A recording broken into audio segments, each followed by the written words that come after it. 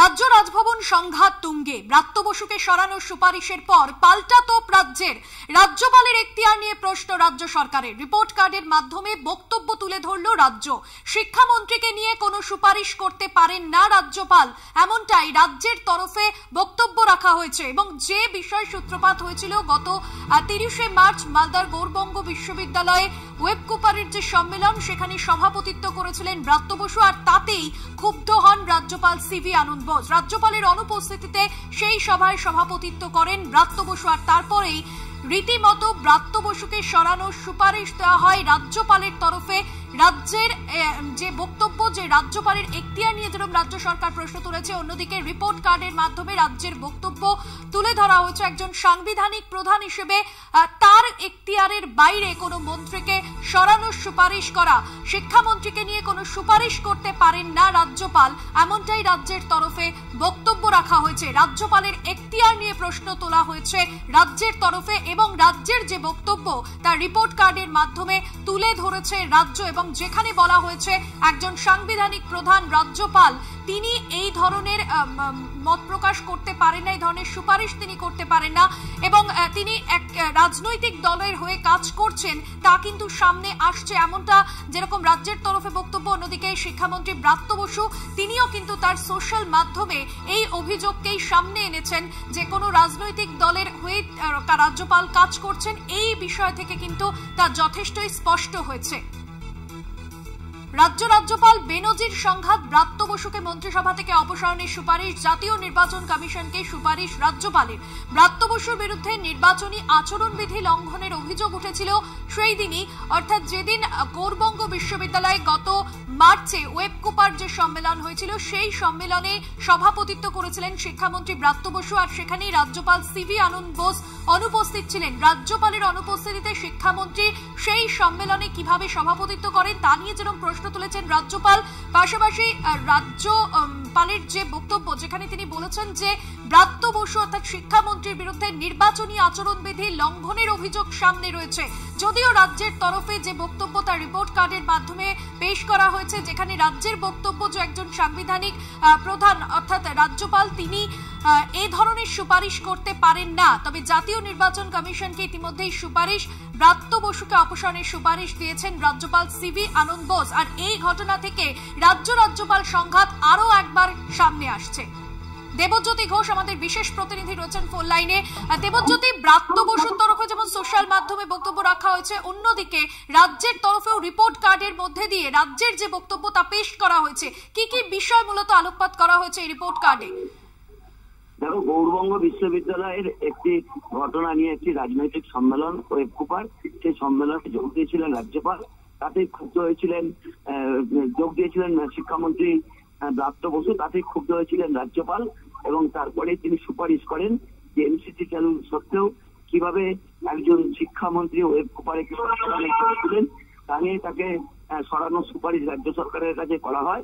রাজ্য সরকারের পক্ষ থেকে আজকে রিপোর্ট কার্ড প্রকাশ করে বলা হয়েছে যে রাজ্যপালের কোনো ক্ষমতা নেই, কারণ তিনি এখতিয়ার বহির্ভূত কাজ করছেন। এবং বেশ কয়েকদিন ধরে রাজ্যপাল এবং রাজ্য সরকারের মধ্যে যে সংঘাত চলছিল, কোনো সময় শিক্ষামন্ত্রীর সঙ্গে সংঘাতে জড়িয়ে পড়ছিলেন, তাতে নতুন মাত্রা যোগ হয়েছে। এবং সেখানে ইঙ্গিতপূর্ণ টুইট করেছেন শিক্ষামন্ত্রী ব্রাত্য বসু। তিনি বলেছেন যে তিনি কি তাহলে রাষ্ট্রপতির কাছে সুপারিশ করবেন যে রাজ্যপালকে সরিয়ে দেওয়া হোক। সেটি যেমন হাস্যকর, রাজ্যপালের পক্ষ থেকে যে পদক্ষেপ নেওয়া হয়েছে তাও হাস্যকর। তবে ভাষ্যটি একটা কথা বলে রাখি, এই মুহূর্তে এমসিসি চালু সত্ত্বেও যে কিভাবে রাজ্যপাল এরকম একটি সুপারিশ করলেন তা নিয়েও কিন্তু প্রশ্ন উঠতে শুরু করেছে। অর্থাৎ নির্বাচনী বিধিভঙ্গ যে রাজ্যপাল করেছেন তা কিন্তু তার সুপারিশ খুবই পরিষ্কার। একদমই ধন্যবাদ জানাবো। দেবজ্যোতি ঘোষ আমাদের বিশেষ প্রতিনিধি ছিলেন ফোন লাইনে। ব্রাত্য বসুকে অপসারণের সুপারিশ, জাতীয় নির্বাচন কমিশনকে সুপারিশ রাজ্যপালের তরফে, এবং যেখানে রাজ্যপালের বক্তব্য যে নির্বাচনী আচরণবিধি লঙ্ঘনের অভিযোগ উঠেছে ব্রাত্য বসুর বিরুদ্ধে। গত মার্চে গৌড়বঙ্গ বিশ্ববিদ্যালয়ে একটি ওয়েব কুপারের সম্মেলন ডাকা হয় এবং সেই সম্মেলনে রাজ্যপাল সিভি আনন্দ বোস তিনি অনুপস্থিত ছিলেন এবং সেই সম্মেলনে সভাপতিত্ব করেছিলেন শিক্ষামন্ত্রী ব্রাত্য বসু। আর সেই জায়গা থেকে রাজ্যপাল প্রশ্ন তোলেন যে নির্বাচনী আচরণবিধি লঙ্ঘন করেছেন শিক্ষামন্ত্রী। যদিও রাজ্যের বক্তব্য যে একজন সাংবিধানিক প্রধান হিসেবে এ ধরনের অপসারণের সুপারিশ রাজ্যপাল করতে পারেন না এবং রিপোর্ট কার্ডের মধ্যে দিয়ে রাজ্যের যে বক্তব্য সেই বক্তব্যকেও তুলে ধরা হয়েছে।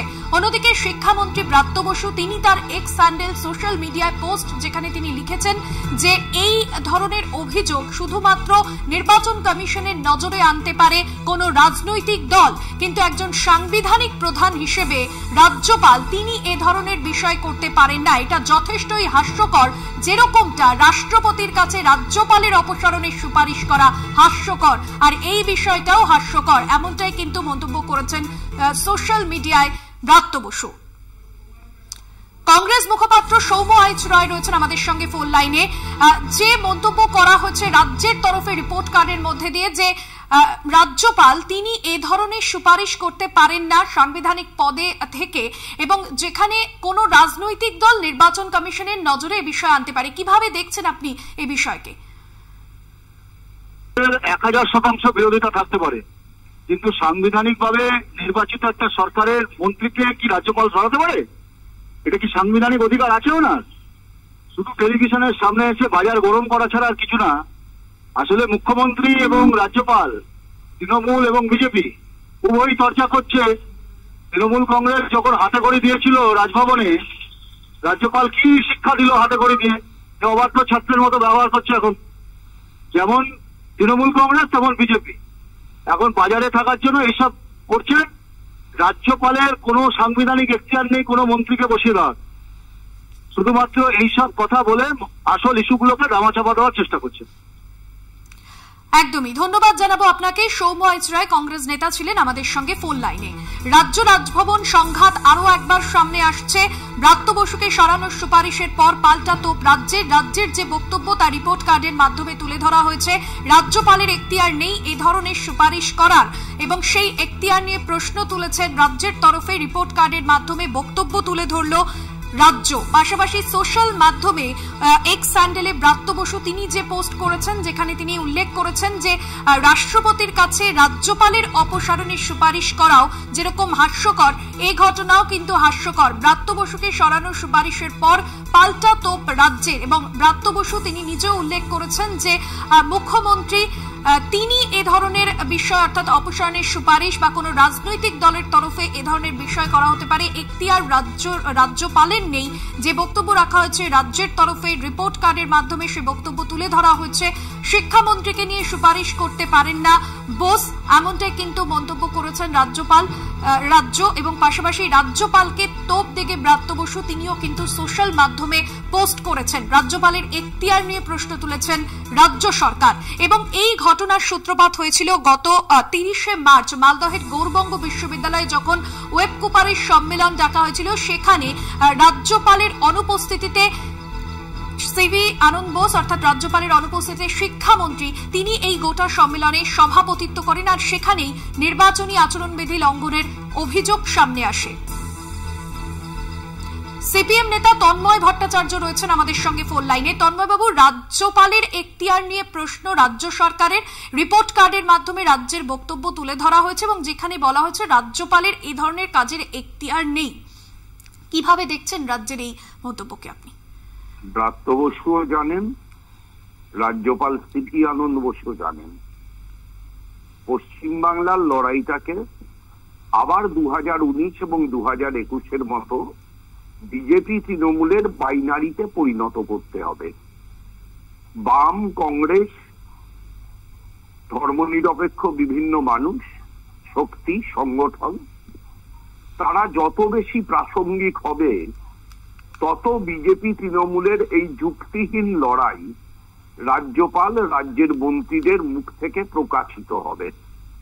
রাজ্যপালও জানেন এটা তার কাজ না, ব্রাত্য বসুও জানেন এই হুমকিতে কিচ্ছু হবে না, কিন্তু কথাটাকে বাজারে চালিয়ে দিলে সেটা একটা গোটা দিনের খবর হয়ে থাকলে মানুষের ভিতর এ ধারণাটা তৈরি করা সম্ভব হলেও হতে পারে যে দেখো বিজেপি তৃণমূলকে আটকাচ্ছে, কিংবা দেখো তৃণমূলই বিজেপির বিরুদ্ধে লড়ছে।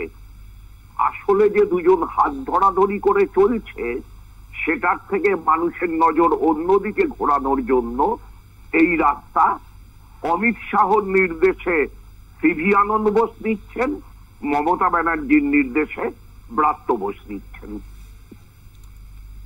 অনেক ধন্যবাদ জানাবো আপনাকে। সিপিএম নেতা তন্ময় ভট্টাচার্য ছিলেন আমাদের সঙ্গে ফোন লাইনে। রাজ্যপালের এখতিয়ার নিয়ে প্রশ্ন তুলেছে রাজ্য এবং রিপোর্ট কার্ডের মধ্যে দিয়ে কিন্তু সেই বিষয়কে পেশ করা হয়েছে।